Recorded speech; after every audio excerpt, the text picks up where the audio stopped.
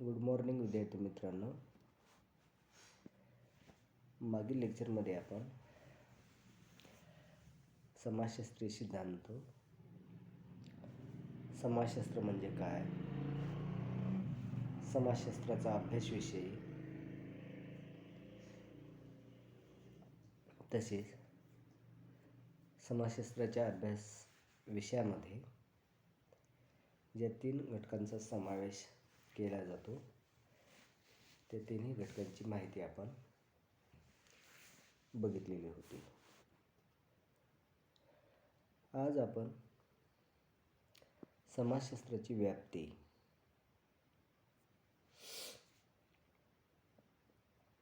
म्हणजे समाजशास्त्राच्या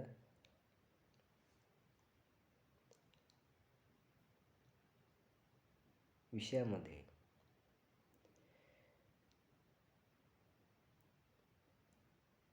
कोणकोणत्या घटकांचा अभ्यास केला जातो, त्याची सीमा, त्याचा विस्तार हा कुठपर्यंत आहे,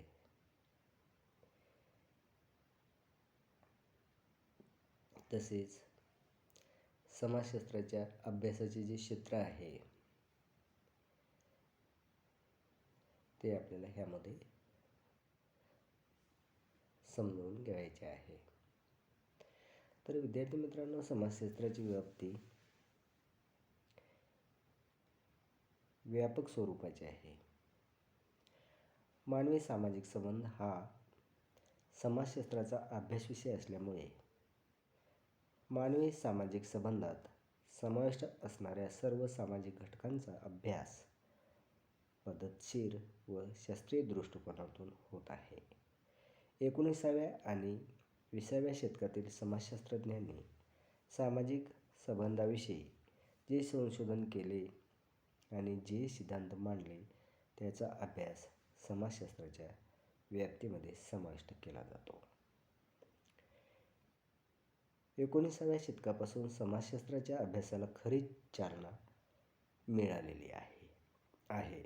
Auguste Comte, Karl Marx, Herbert Spencer, Emile Durkheim, George Simmel इत्यादी समाजशास्त्रज्ञांनी समाजशास्त्राची बांधणी केलेली आहे. विविध समाजशास्त्रज्ञांनी सामाजिक संबंधाविषयी मांडलेल्या विचारातून समाजशास्त्राचा अभ्यास अधिक व्यापक झालेला आहे. त्यामुळे समाजशास्त्राची व्याप्ती विस्तारत गेलेली आहे. विविध समाजशास्त्रज्ञांनी सामाजिक संबंधाविषयी, विविध समूह संस्थांविषयी, सामाजिक क्रिया प्रक्रियेविषयी मांडलेल्या सिद्धांताचा आणि विचारप्रणालीचा समावेश समाजशास्त्राच्या व्याप्तीमध्ये केला जातो. तर त्यामध्ये सर्वप्रथम आपण ऑगस्ट कॉम्ट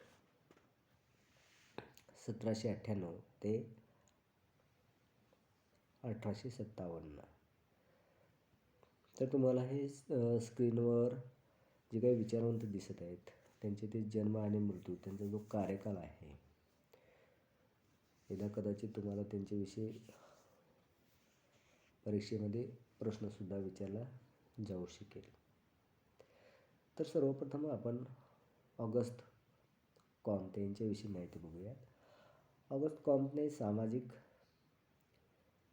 स्थितीशास्त्र आणि सामाजिक गतिशास्त्र अशा 2 भागात समाजशास्त्राच्या अभ्यासाची विभागणी केलेली आहे. नवसमाज निर्मितीसाठी आणि मानवतावादी दृष्टिकोनातून सामाजिक घटनांचा अभ्यास करण्यासाठी ऑगस्ट कॉम्ट यांनी समाजशास्त्र हे एक नवीन शास्त्र निर्माण केले. मानवी समस्यांचे निराकरण करण्यासाठी कॉम्टने समाजशास्त्राची निर्मिती आवश्यक आहे असे मानले. कॉम्टने विज्ञानवादी भूमिकेतून समाजाचे चिकित्सा व विश्लेषण केलेले आहे. ऑगस्ट कॉम्टने पॉझिटिव्ह फिलॉसॉफी आणि पॉझिटिव्ह पॉलिटी या ग्रंथाद्वारे विज्ञानवाद, बुद्धिप्रामाण्यवाद, सामाजिक शास्त्राचे स्तरीकरण करून कॉम्पने समाजशास्त्रीय विचार मांडलेले आहेत. म्हणूनच ऑगस्ट कॉम्पला समाजशास्त्राचा जनक असे संबोधले जाते. त्यानंतर दुसरा जो विचारवंत आहे तो म्हणजे कार्ल मार्क्स. कार्ल आहे विद्यार्थी मित्रांनो, टाईप करता वेळेस प्रॉब्लेम होतो.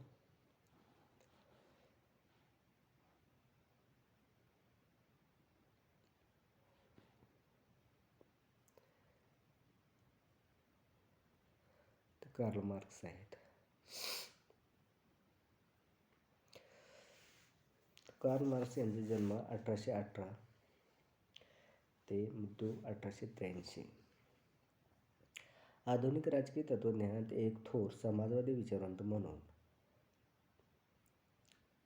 कार्ल मार्क्सचे स्थान असामान्य आहे. शास्त्रीय समाजवादाला जन्म देणारा तो एक महान विचारवंत म्हणून ओळखला जातो.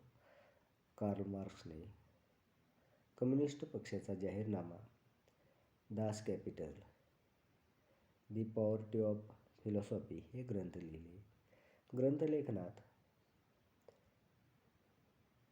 फ्रेडरिक एंगल्स यांची मार्क्सने मदत घेतली होती.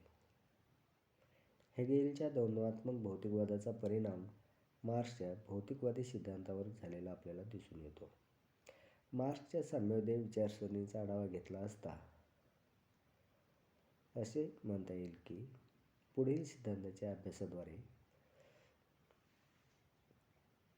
मार्क्सचा साम्यवादी समाजरचनेचा सिद्धांत स्पष्ट होतो. त्यामध्ये नंबर 1 आहे मार्क्सचा ऐतिहासिक भौतिकवादाचा सिद्धांत, दुसरा अतिरिक्त मूल्य सिद्धांत, तिसरा वर्ग संघर्षाचा सिद्धांत, चौथा मार्क्सचे राज्यविषयक विचार, 5 मार्क्सचा क्रांतिविषयक विचार आणि 6 साम्यवादी समाजरचना. वर्गविहीन आणि राज्यविहीन समाज. कार्ल मार्क्सने वाद, प्रतिवाद आणि संवाद हे विकासवादाचे तत्त्व हेगेलच्या तत्त्वज्ञानातून घेतले आहे. भांडवलशाही समाजामध्ये भांडवलदार हा वाद आणि मजूर वर्ग हा प्रतिवाद असतो. या दोन्ही वर्गाच्या संघर्षातून नवी साम्यवादी समाजरचना, संवाद निर्माण होतो. कार्ल मार्क्सने संघर्ष सिद्धांत मांडल्यामुळे त्यांना सामाजिक संघर्ष सिद्धांताचा जनक असे संबोधले जाते. मार्क्सच्या मते समाजरचनेत जे वर्ग निर्माण होतात त्यांच्यात संघर्ष निर्माण होऊन समाजात आर्थिक विकास होऊ शकतो. आजपर्यंतचा जगाचा इतिहास हा वर्ग संघर्षाचाच इतिहास आहे असे मार्क्सने म्हटले आहे. त्यानंतर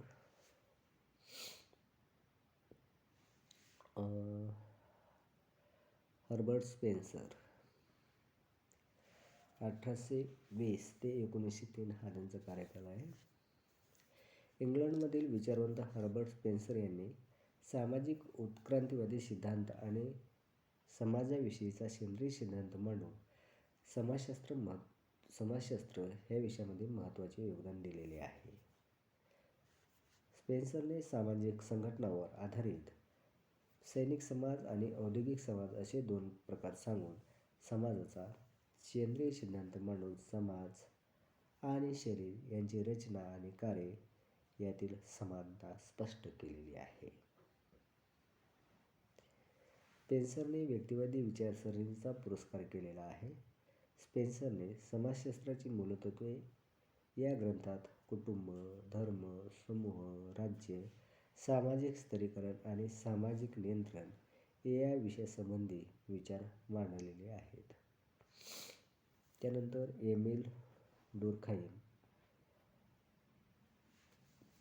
ह्या विचारवंताच्या संदर्भातील माहिती बघूयात.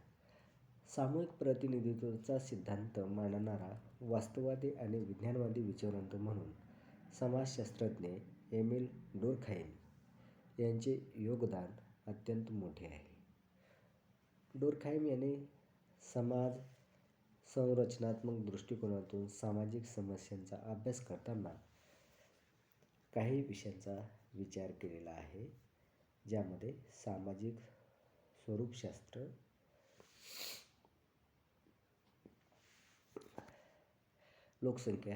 लोकसंख्येचे प्रमाण म्हणजेच घनत्व, बाह्य स्वरूपाची भौतिक स्थिती यांचा विचार करून समाजाचे संघटन, समाजाचे आकारमान कसे होते याचा अभ्यास करावा लागतो.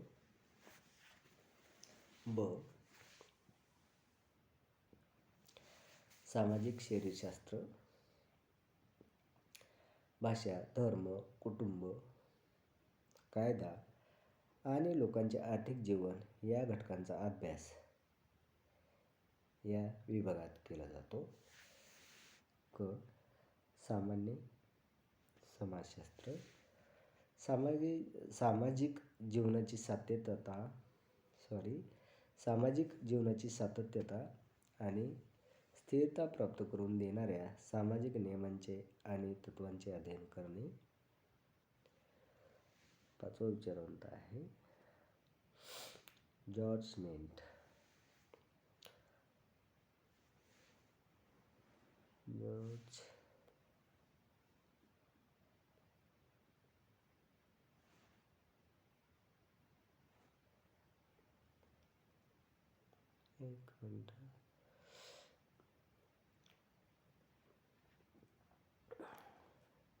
जॉर्ज सिमेल आहे विद्यार्थी मित्रांनो. हे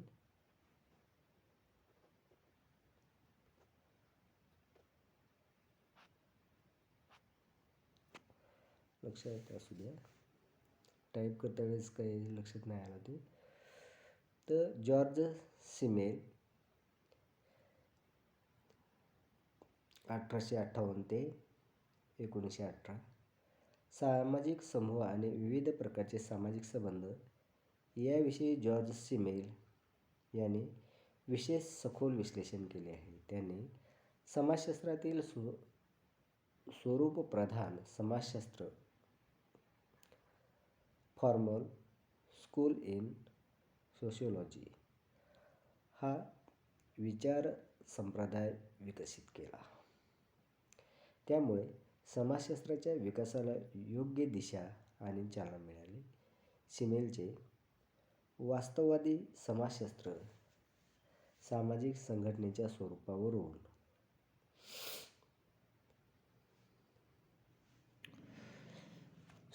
स्वरूपावर अधिक भर देते. सामाजिक आंतरक्रियेतून सामाजिक संबंधांची निर्मिती होते. अशा सामाजिक संबंधांचे अध्ययन, विश्लेषण करून निष्कर्ष काढणे हाच सिमेलच्या स्वरूपप्रधान समाजशास्त्राचा उद्देश असतो. सामाजिक आंतरक्रियेच्या संदर्भात त्याने संघर्ष ही संकल्पना मांडली आहे. सिमेलच्या मते संघर्ष हा समाज जीवनाचा एक अविभाज्य घटक आहे. तो सामाजिक वास्तवतेचा घटक असतो. त्यानंतर 6 नंबर आहे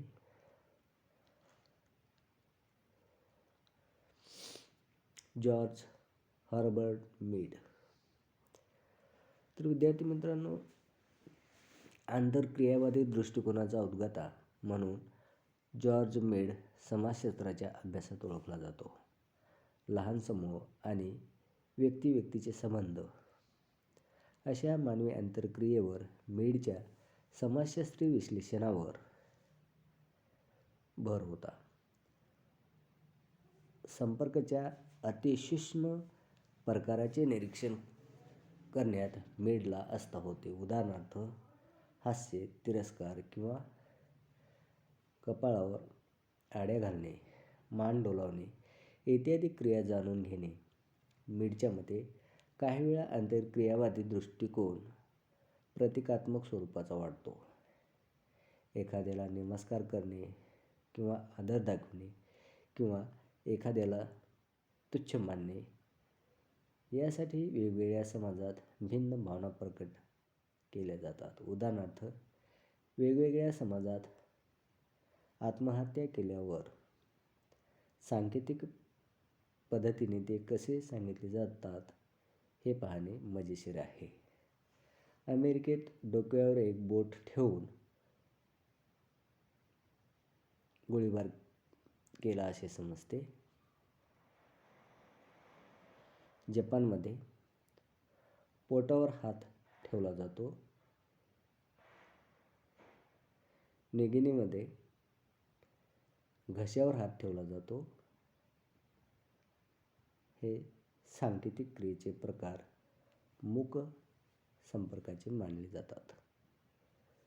त्यानंतरचा जो विचारवंत आहे तो म्हणजे मॅक्स वेबर.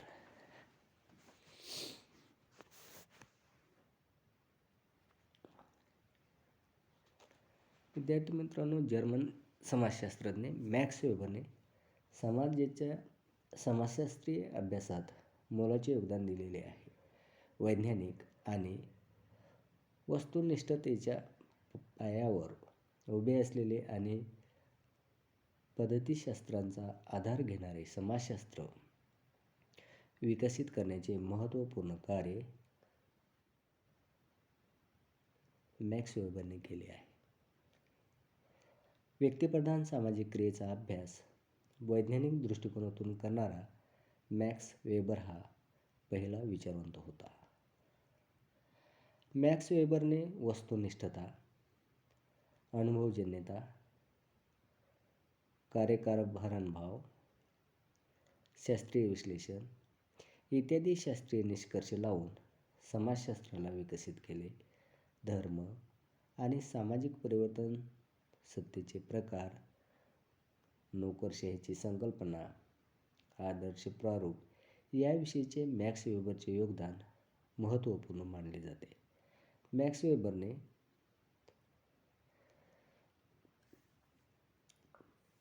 प्रॉटेस्ट धर्म भांडवलदाराच्या विकासासाठी कसा पूरक ठरला आणि धर्म एक परिवर्तनाचे कारण आहे हे सांगून धर्म आणि आर्थिक व्यवहार यातील परस्पर संबंध स्पष्ट केले. त्यानंतरचा जो विचारवंत आहे विल्फ्रेडो परेटो.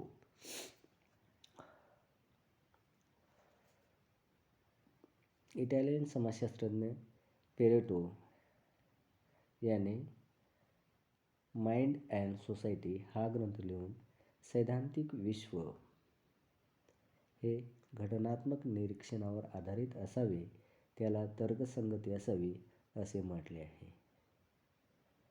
परेटोने मजुरांचे वेतन, शासकीय अधिकारी, स्वतंत्र व्यापार, उदारमतवादी व्यापारी धोरण इत्यादी संबंधी 167 लेख लिहिलेले आहेत. परेटोने सामाजिक परिवर्तनाचा वर्तुळगामी सिद्धांत मांडलेला आहे. परस्परावलंबी घटक भागानियुक्त अशी समाजाची समतोल व्यवस्था ही परिवर्तनशील असते असे त्यांचे मत आहे.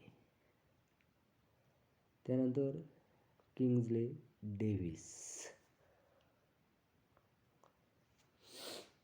या समाजशास्त्रज्ञाने समाजाची रचना, सामाजिक कार्य, सामाजिक आंतरक्रिया, व्यक्ती आणि समाज आणि सामाजिक परिवर्तन या 5 प्रमुख घटकांचा अभ्यास करून महत्त्वाचे सामाजिक निष्कर्ष काढलेले आहेत.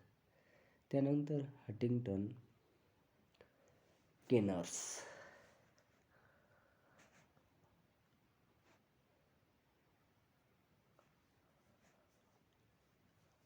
यांनी मानवी क्रिया, सामाजिक संघटन, सामाजिक नियंत्रण, सामाजिक परिवर्तन, सामाजिक संस्था आणि सामाजिक कायदे अशा 6 घटकांचा अभ्यास करून त्यांची अपहार्यता स्पष्ट केलेली आहे. त्यानंतर मॅरिस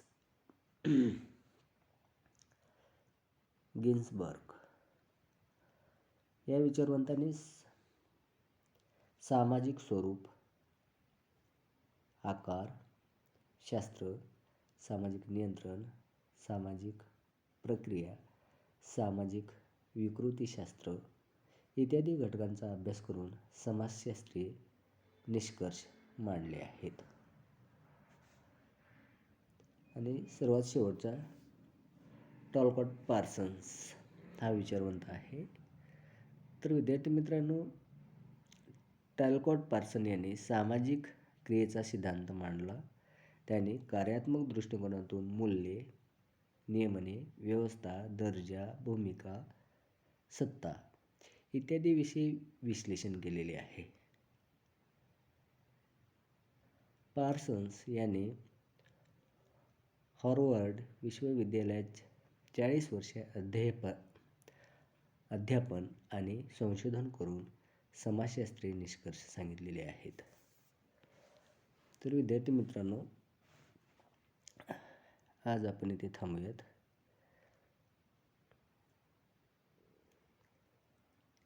थँक्यू.